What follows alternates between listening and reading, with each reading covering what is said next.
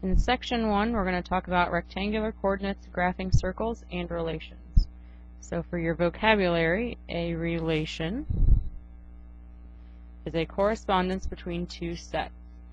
And so we use mapping notation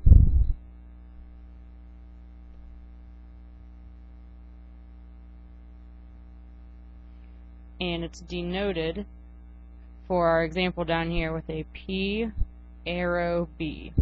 So the set P maps to the set B. And we can take this a little bit further and say that the domain is the set representing the independent variable. And so the range then is the set that represents the dependent variable. So if we use the sets down below, if you have a mapping of T to S, your domain would be the set T. And if we want to write it in set notation, that would be 1, 2, 3, 5, and 7. And then our range would be the S set, since it comes after the arrow. So that would be 69, 85, 98, 123, and 145.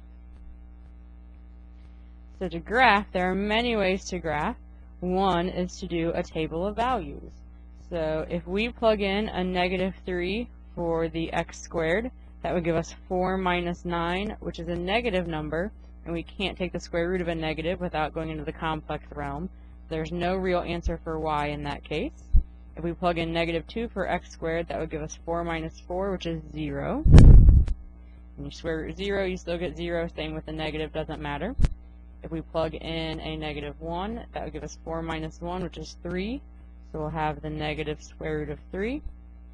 If we plug in 0, that'd be 4 minus 0, and we know what the square root of 4 is, and with the negative on the outside would make it -2. When we plug a positive 1 in, since we're squaring it, the positive 1, 2, and 3 are going to yield the same results as the -1, 2, and 3. So we'll have negative square root of 3, 0, and if we plug in a 3, it'll give us a non-real answer. So if we graph these and count every other block as a whole number, then at -2, we're at 0, so sitting on the x-axis. At 1, we are at the square root of 3, which is a little more than 1.5 here. And then at 0, we're at -2. And then we're going to mirror that on the right-hand side, since the positives are the same as the negative. So it gives us roughly a half circle for that graph. And so finally, a graph is said to be continuous if the entire graph can be drawn without lifting your pencil from the paper.